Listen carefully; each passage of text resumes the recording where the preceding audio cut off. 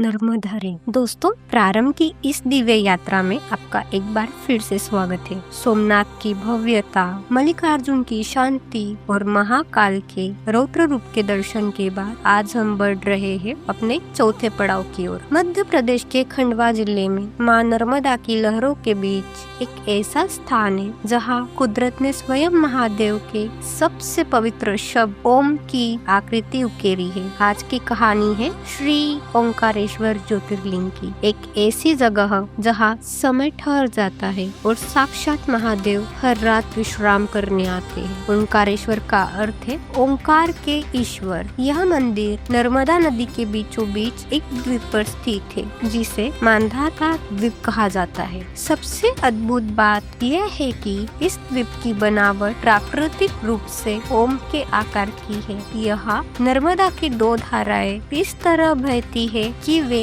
इस पूरे पर्वत को महादेव के दिव्य स्वरूप में बदल देती है। यहाँ की मिट्टी और हवा में भी ओम की गूंज महसूस होती है। ओंकारेश्वर की एक और अनोखी बात यहाँ के दो स्वरूप है। पुराणों के अनुसार यह ज्योतिर्लिंग दो हिस्सों में विभाजित है, एक ओंकारेश्वर जो द्वीप पर स्थित है और दूसरे ममलेश्वर जो नदी के दूसरे तट पर है। मान्यता है कि इन दोनों मंदिरों के दर्शन के बिना आपकी यात्रा पूरी नहीं मानी जाती। ये दोनों शिवलिंग एक ही दिव्य ज्योति का हिस्सा है, ठीक वैसे ही जैसे एक दीपक की दो लो। इसकी स्थापना के पीछे एक बहुत रोचक कहानी है। प्राचीन काल में विंध्याचल पर्वत को अपनी ऊंचाई पर बहुत अहंकार हो गया था। तब नारद मुनि ने उन्हें बताया कि असली महानता शरीर से नहीं बल्कि भक्ति और विनम्रता से आती है। विंध्याचल को अपनी गलती का एहसास हुआ और उन्होंने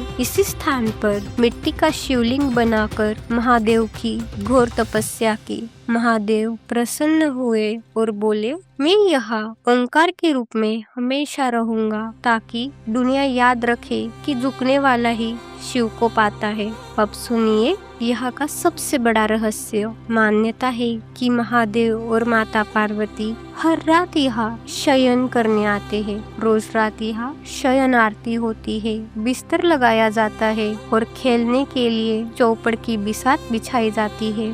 कहते हैं कि सुबह जब मंदिर खुलता है तो बिस्तर पर सिलवटें मिलती है और पास से पलटे हुए होते हैं, जैसे कोई सच में वहाँ खेल कर गया हो। विज्ञान के पास इसका कोई जवाब नहीं है, यह सिर्फ श्रद्धा और चमत्कार है। ओंकारेश्वर हमें सिखाते हैं कि भक्ति में ही असली शक्ति है। अगर आप यहाँ गए हैं तो अपना अनुभव कमेंट्स में जरूर बताएं। प्रारंभ के अगले एपिसोड में हम चलेंगे महाराष्ट्र, जहाँ हम दर्शन करेंगे 5वें ज्योतिर्लिंग श्री वैद्यनाथ के। तब तक के लिए जुड़े रहिए प्रारंभ से। नर्मदा। जय श्री महाकाल।